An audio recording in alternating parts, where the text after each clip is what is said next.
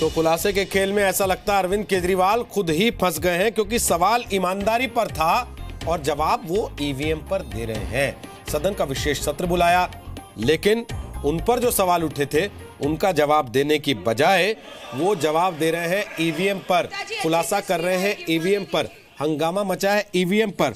और हैरानी की बात यह है कि रिश्वत के मामले पर अरविंद केजरीवाल ने एक बार फिर विधानसभा को अपना हथियार बनाया है और देश को वो अपनी ढाल बनाना चाहते हैं, ऐसा लगता है। इसीलिए सुकमा से बात शुरू होती है, अखलाक के घर तक चली जाती है, लेकिन अरविंद केजरीवाल जो बीच में है देश की राजधानी में, उन पर जो सवाल उठ रहे हैं उन पर कोई जवाब नहीं आता। निनाद से देखिए सर, ये एक साफ बात है कि घुमा फिरा के लोगों का ध्यान इधर उधर करने की कोशिश है, पर दिल्ली की महाभारत जो आपने कहा उसमें एक अनैतिकता का चक्रव्यूह में फंसते जा रहे हैं और इस चक्रव्यूह को अगर उन्हें तोड़ना है तो उन्हें आगे आके बोलना पड़ेगा। वरना मुझे तो ऐसा लगता है सर कि ये जो गृह युद्ध चल रहा है आम आदमी पार्टी में, उसमें आम आदमी पार्टी को बचाने के लिए सिर्फ दो ही विकल्प हैं अरविंद केजरीवाल के पास। एक कि अपने ही कसौटी पे खड़े उतरे और एक अपना पक्ष रखें, और दूसरा अगर ये घुमा फिरा कि कभी ईवीएम की बात कभी अखलाक की बात ये चलता रहेगा तो लोगों का हर घंटे, मैं तो कहूँगा हर मिनट आम आदमी पार्टी और अरविंद केजरीवाल पे फेथ कम होता रहेगा और ये पॉलिटिकली सुइसाइडल है, ये उनके लिए ठीक नहीं रहेगा मेरे ख्याल से।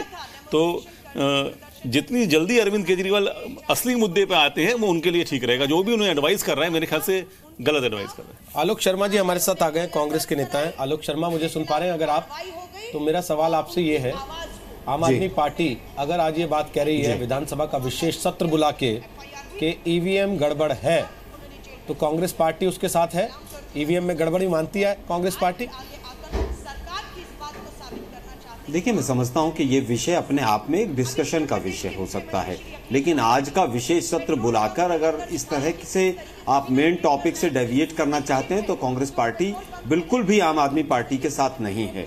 जहां तक ईवीएम की बात है तो बीजेपी ने भी सवाल उठाए हैं, कांग्रेस के नेताओं ने भी सवाल उठाए हैं, इलेक्शन कमीशन उस पर अपनी सफाई दे रहा है, वो एक चर्चा का अलग विषय है। लेकिन आज जिस तरह से सदन की कार्रवाई को पूरी तरह से जो पूरा देश आज उम्मीद कर रहा था कि केजरीवाल और उनके जो सिपले सलाहकार हैं वो किस मुद्दे पर बोलेंगे, आज पूरी तरह से जिस तरह से गोल पोस्ट चेंज किया गया, मुझे लगता है मोदी जी को भी पीछे छोड़ दिया इन्होंने कि किस तरह से मुख्य मुद्दों को छोड़कर बाकी बार बार गोल पोस्ट चेंज किया जाए।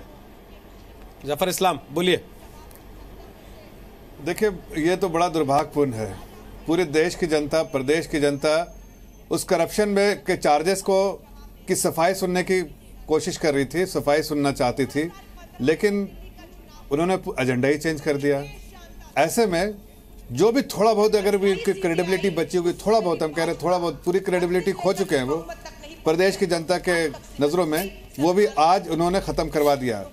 अब मुझे लगता है कि सिर्फ एक मात्र विकल्प है उनके पास कि वो रिज़ाइन करें और वो फिर से इलेक्शन के लिए जाए, ताकि प्रदेश की जनता का एक सपोर्ट जो उनको था वो ख़त्म हो चुका और प्रदेश की जनता को फिर से अगर उनका दिल जीत सकते हैं तो दिल जीत के वापस आए। लेकिन आज से जो भी नैतिकता की बात वो करते थे वो सारी नैतिकता की बात उन्होंने ताक पर रख दी और वही किया जो सत्ता की लालच जो थी, सत्ता की लालच में आज फिर देखिए ये सदन में इस डिस्कशन का आज कोई मौजू है, ईवीएम पे डिस्कशन कर रहे हैं।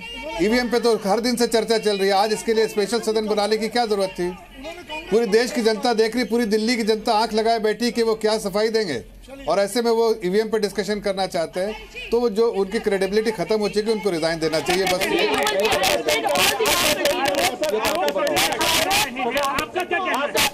झूठ बोल रहे हैं और उनको मंत्री पद जाने का बहुत सदमा लगा है।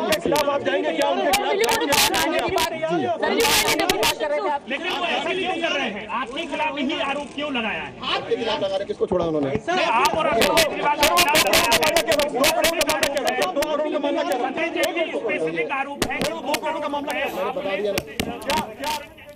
सत्येंद्र जैन ये कह रहे हैं कि कपिल मिश्रा को मंत्री पद जाने का सदमा लगा है, इसलिए वो इस तरीके के अनर्गल आरोप लगा रहे हैं।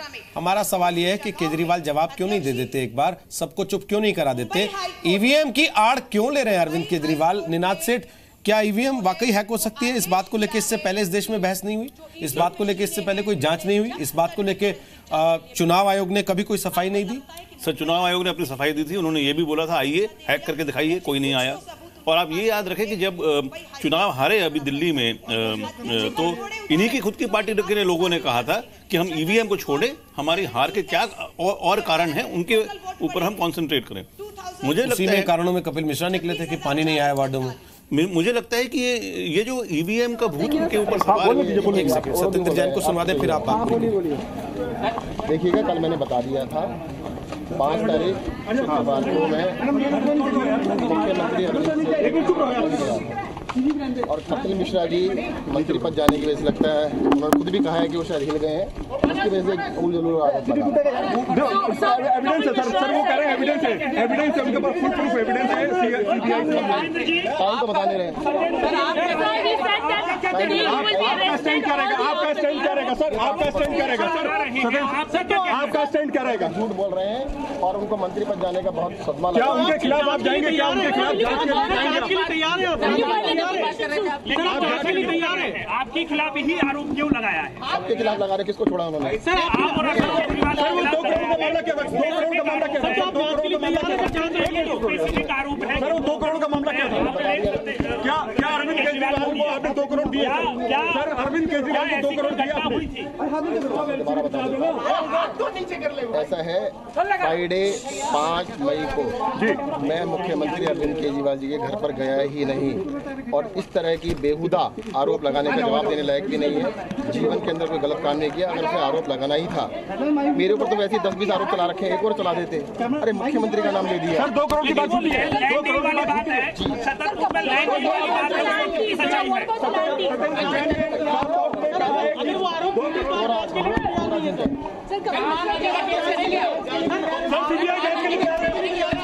सीबीआई जांच के लिए तैयार है आप? सीबीआई जांच के लिए तैयार है? तो ये देख सकते हैं आप। जी, तो सुना आपने सत्येंद्र जैन को। वो लगातार आरोपों को नकार रहे हैं। वो कह रहे हैं कि उस रोज मैं गया ही नहीं था। लेकिन हमारा सवाल यह कि अरविंद केजरीवाल ये बात क्यों नहीं कहते? अरविंद केजरीवाल बाहर आकर क्यों नहीं बोलते कि उस रोज ना कपिल मिश्रा मेरे घर आए, ना ही सत्येंद्र जैन मेरे घर आए? अरविंद केजरीवाल क्यों नहीं उस रोज की, जिस रोज का जिक्र कपिल मिश्रा कर रहे हैं, अपने घर की सरकारी सीएम आवास की सीसीटीवी फुटेज सार्वजनिक कर देते, ये बताने के लिए कि कपिल मिश्रा झूठ बोल रहे हैं, कपिल मिश्रा के आरोपों में कोई दम नहीं है क्योंकि वो उस रात वहां नहीं थे। ये सारी चीजें जो अरविंद केजरीवाल की तरफ से आनी चाहिए वो नहीं आई, इसीलिए लगातार सवाल उठ रहे थे और लोगों को लग रहा था सदन के विशेष सत्र में केजरीवाल जवाब देंगे, लेकिन वो ईवीएम की आड़ लेकर बैठ गए। सत्येंद्र जैन से लगातार मीडिया सवाल पूछ रही है, आप देख सकते हैं। सत्येंद्र जैन ये कह रहे हैं कि कपिल मिश्रा झूठ बोल रहे हैं। अगर कपिल मिश्रा झूठ बोल रहे हैं निनाद सेठ, तो आम आदमी पार्टी ईवीएम की आड़ क्यों ले रही है? सर, मैं आप ब्रेक से पहले अभी हम जब डिस्कशन कर रहे थे, अगर आप देखें तो ये एक पार्टी जो है आम आदमी पार्टी, उनके पास एक विकल्प था कि अगर ईवीएम खराब हैं तो जितनी भी वो सीटें जीते हैं उन्हें रिजाइन करें और प्रोटेस्ट करें कि हम इस रिजल्ट को मानते ही नहीं हैं। पर उन्होंने कहा कि जहां हम जीते हैं वो ठीक है, बाकी वहां ईवीएम खराब है। तो ये ईवीएम का मुद्दा एक इस वक्त उठाना मेरे को तो absurd लगता है। मुझे लगता है कि ये एक और घुमा फिरा के सच से दूर जाने की चेष्टा कर रहे हैं।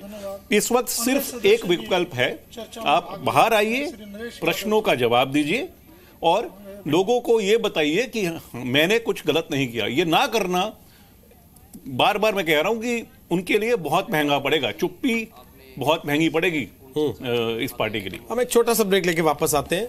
आम आदमी पार्टी क्या खुलासा करने वाली है, अभी माहौल बनाया जा रहा है, ऐसा लगता है। ईवीएम की आड़ में क्या रिश्वत कांड को ढक पाएंगे अरविंद केजरीवाल? एक बार फिर देश की आड़ में जा रहे हैं अरविंद केजरीवाल। विधानसभा का विशेष सत्र बुला के सुकमा के शहीदों को श्रद्धांजलि देकर, अखलाक का नाम लेकर क्या फिर से गोल पोस्ट शिफ्ट कर पाएंगे Arvind Kejriwal? Hashtag Kejriwal must answer, आप अपनी बात रख सकते हैं इस हैशटैग के सहारे।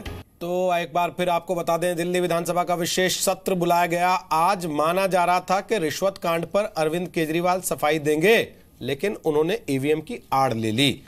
विधानसभा के सत्र में इस बात पर बहस हो रही है, चर्चा हो रही है एक तरफा कि ईवीएम से छेड़छाड़ कैसे हो सकती है। वैसे आपको बता दें कि 12 मई को चुनाव आयोग ने सभी राजनीतिक पार्टियों की एक बैठक बुला रखी है, जिसमें वो ईवीएम को लेकर सब पार्टियों के सवालों का जवाब देने वाले हैं। फिर अरविंद केजरीवाल ने अपनी ताकत का इस्तेमाल करते हुए भेजा ये सत्र क्यों बुलाया, रिश्वत कांड के बीच में ईवीएम की आड़ उन्होंने क्यों ली, यह अपने आप में बड़ा सवाल है। विजेंद्र गुप्ता हमारे साथ हैं, जिनको सदन से मार्शल्स के जरिए उठाकर बाहर करवा दिया गया, क्योंकि वो लगातार ये बात कर रहे थे कि रिश्वत कांड पर जवाब देना चाहिए। वो इस वक्त दिल्ली विधानसभा के बाहर धरने पर बैठ गए हैं और अंदर इस वक्त आम आदमी पार्टी के विधायक ईवीएम पर अपने अपने विचार रख रहे हैं। और सबसे हैरानी की बात यह कि अलका लांबा ने इस कार्यक्रम की शुरुआत की है आम आदमी पार्टी के, और अलका लांबा ही एमसीडी चुनाव के दिन अपनी पार्टी के नेताओं की उस बात को धता बता रही थी कि हार हुई है, ईवीएम की आड़ नहीं लेनी चाहिए। विजेंद्र गुप्ता, आपके धरने पर बैठने से क्या होगा? आप लोग हैं कितने? देखिए, सवाल ये है कि जिस तरह से अनडेमोक्रेटिक तरीके से सदन से मुझे बाहर निकाला गया है और जिस तरह से सदन के अंदर आज गुंडागर्दी हुई है, जिस तरह से मेरे साथ अत्याचार किया गया है, क्योंकि मैंने सत्येंद्र जैन मंत्री के भ्रष्टाचारों का खुलासा करना चाहा, क्योंकि मैंने दस्तावेज केजरीवाल जी को देने चाहे और हमने कोशिश की इस पर भ्रष्टाचार के इस बड़े मामले पर केजरीवाल जी बोले, लेकिन मुझे हमारे काम रोको प्रस्ताव को, न ध्यानाकर्षण प्रस्ताव पर कोई ध्यान दिया गया। ये तमाम दस्तावेज मेरे पास है जो इस बात का जीता जागता सबूत है कि उनके एक मंत्री सत्येंद्र जैन ने ज़मीनों की खरीद फरोख्त की, करोड़ों रुपए का गबन किया, भ्रष्टाचार किया, फर्जी कंपनियां बनाई और उसको इंडस्ट्रियल से रेजिडेंशियल में कन्वर्ट करने की एक कवायद की। तो ये सब मेरे पास दस्तावेज मैं वहाँ देना चाहता था। ये दस्तावेज देखिए, ये तमाम 15 मेरे पास ये रजिस्टर्ड डॉक्यूमेंट है जिसके अंदर उन ज़मीनों का ब्यौरा है। 4 दिल्ली के गांवों में ये ज़मीन खरीदी गई है, कराला में, निज़ामपुर में, बूढ़पुर में। और सवाल ये है कि 200 बीघा ज़मीन भ्रष्टाचार के पैसे से खरीदी जाती है। विजेंद्र जी, आप लोगों को पहले नहीं पता था कि आज शेयरों की कीमत जो सत्र बुलाया जा रहा है उसका एजेंडा क्या होगा? देखिए, हमें ये मालूम था कि आज चूंकि जो दिल्ली में चल रहा है, देश में चल रहा है, लोग जानना चाहते हैं भ्रष्टाचार, इस सरकार के भ्रष्टाचार के मामलों को, तो भ्रष्टाचार पर चर्चा होना स्वाभाविक था। हमने उसीलिए ध्यानाकर्षण प्रस्ताव लगाया, लेकिन हम हैरान रह गए कि 2 बजे सदन शुरू हो रहा है, 1:30 बजे तक किसी सदस्य को ये मालूम नहीं था कि आज का एजेंडा क्या है। एजेंडा तक हमको नहीं दिया गया। जो हाउस का जो शेड्यूल ऑफ बिजनेस है वो हमको नहीं दिया गया। तो जब शेड्यूल ऑफ बिजनेस नहीं आया और सदन जब बुलाया गया तो ये कहा गया था कि आज जवाब देंगे केजरीवाल जी भ्रष्टाचार के मामलों का। तो बड़ी हैरानी हुई कि अंदर गए तो हमें सदन से बाहर निकाल दिया, विशेष रूप से मुझे बाहर निकाल दिया, अकेले को बाहर निकाल दिया और बहुत रिक्वेस्ट की कि भ्रष्टाचार के बड़े मामले हैं, इनका खुलासा होना चाहिए। ठीक है, मैं वापस आता हूं आपके पास। आलोक शर्मा भी हमारे साथ हैं, कांग्रेस के प्रवक्ता हैं। आलोक जी, आपने भी तो चुनाव लड़ा था, आप भी हार गए, लेकिन आपके मुंह से तो हमने एक बार भी नहीं सुना कि ईवीएम खराब है इस देश की।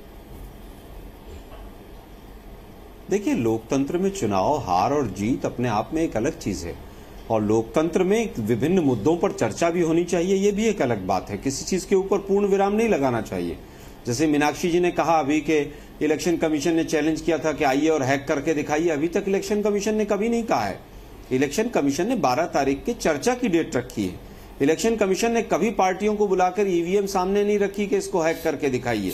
लेकिन 2009 में बीजेपी भी यही बात कहती थी। बीजेपी को ऐसा कौन सा संतुष्टि का प्रमाण मिला कि 2009 के बाद बीजेपी ने ईवीएम पर सवाल उठाना बंद कर दिया? ये भी अपने आप में एक चर्चा का विषय है। लेकिन आज पूरा देश ईवीएम की बात कम सुनना चाहता है। आज देश जानना चाहता है जो केजरी कांड हुआ है उस पर केजरीवाल जी क्या सफाई देंगे या उनकी सरकार क्या सफाई देगी। जिस तरह से आज विधानसभा में विजेंद्र गुप्ता जी भी बता रहे हैं कि ध्यानाकर्षण प्रस्ताव और काम रोको या तमाम जो भी इन्होंने अपने एजेंडे में चीजें लानी चाहिए उसको नहीं लाया गया, ये इस तरह से लोकतंत्र की हत्या करेंगे ऐसी उम्मीद नहीं थी। आज बहुत बड़ा मुद्दा है कि मुख्यमंत्री के ऊपर एक मंत्री दर दर भटक रहा है, सीबीआई में भी, एसीबी में भी, कि साहब मेरे सामने 2 करोड़ रुपए कैश में लिए गए और उसके ऊपर विधानसभा चर्चा नहीं करती है, ये देश के लिए बहुत दुर्भाग्यपूर्ण है। लेकिन बीजेपी केंद्र में बैठी हुई है, सीबीआई ने या एसीबी ने अभी तक कोई भी एफआईआर क्यों नहीं लॉन्च की है, ये भी अपने आप में एक बहुत बड़ा सवाल है। क्या बीजेपी स्वयं तो केजरीवाल जी को नहीं बचा रही है? जफर इस्लाम बोलिए। आलोक जी, देखिए आज केजरीवाल पे लोग बड़े हैरान परेशान है और आपके बात में से लोग हंसेंगे। बीजेपी का क्या इसमें, बीजेपी के ये एजेंसी इंडिपेंडेंट एजेंसी है। कौन सी बात? इंडिपेंडेंट एजेंसी को अगर कुछ दस्तावेज आए तो इंडिपेंडेंट एजेंसी है, वो एग्जामिन करेगी और जो सही कार्रवाई करनी होगी वो करेगी। लेकिन आज देश प्रदेश और पूरी जनता ये देख रही है और आपको भी चीख चीख के ये कहना चाहिए कि केजरीवाल बाहर आओ और बोलो। केजरीवाल अब तक लोगों पर कितने, देखिए जो पाप का घड़ा जो है अंत में कहीं टूटता है और आज टूटने का दिन आ गया है। केजरीवाल ने पिछले 5 सालों में सिर्फ लोगों के आंखों को में धूल झोंका है और अपनी बात कहीं ना कहीं मनवाने की कोशिश की है, गलत तरीके से मिसलीड करके। अब वो वक्त आ गया है कि लोग उनसे सवाल करने के लिए खड़े हैं और वो भाग रहे हैं जवाब देने के लिए। नहीं, लेकिन जवाब तो आ नहीं रहा ना जफर इस्लाम और आलोक शर्मा जी। निनाद से इसीलिए कह रहा हूं क्या आज अगर विधानसभा में आपको इस तरीके का भयंकर बहुमत मिल जाए तो आपको ये छूट मिल जाती है कि आप 15 बार 20 बार जितनी बार मर्जी विशेष सत्र बुलाएं, उसमें अपने मनमर्जी की बातें कहें, लोग बाहर आपसे कुछ भी सवाल पूछना चाहते हो, आप अंदर ईवीएम की आड़ लेके और फिर उसके बाद? सर, ये जनमत का दुरुपयोग है। बार बार अपने इतने बड़े मेजॉरिटी का एक ब्रूट फोर्स को यूज करना और जो मुद्दे की बातें ना करना, मेरे ख्याल से तो जनमत का दुरुपयोग इसलिए है और वो बार बार करे, पहली बार नहीं हुआ। आपने कहा कि कई विशेष सत्र बुलाए हैं, इस वक्त इस तरह का विशेष सत्र बुलाना हास्यास्पद है। आपने जो मुद्दा है वो उस पर बात करनी ही नहीं है और एक तरह से ये एरोगेंस भी है। ये अपने आप में इतना वो केजरीवाल जी अपनी ही मनमानी करना चाहते हैं और ये मनमानी चलाने जरूर पड़ेगी क्योंकि बहुत बड़ी मेजॉरिटी इनके पास 2 साल है कोर्स करेक्शन करने के। लोग भूल जाते हैं कि केजरीवाल के पास अभी 2 साल का मैंडेट है। अगर वो पार्टी बचा पाए तो पार्टी तभी बचेगी जब वो आगे आएंगे और बात करेंगे। इस तरह से पार्टी शायद टूट भी सकती है। एक छोटा सा ब्रेक हम लेके वापस आ रहे हैं। आप रहिएगा हमारे साथ। जी न्यूज पर ये विशेष कवरेज जारी है। आप देख सकते हैं विजेंद्र गुप्ता बाहर धरने पर बैठ गए। विधानसभा के अंदर ईवीएम पर चर्चा चल रही है, बाहर देश भर के लोग अरविंद केजरीवाल से रिश्वत कांड पर सवाल पूछ रहे हैं और अरविंद केजरीवाल ईवीएम की आड़ ले रहे हैं। केजरीवाल मस्ट आंसर, यह हैशटैग है। इसके साथ आप अपनी बात कह सकते हैं ट्विटर पर।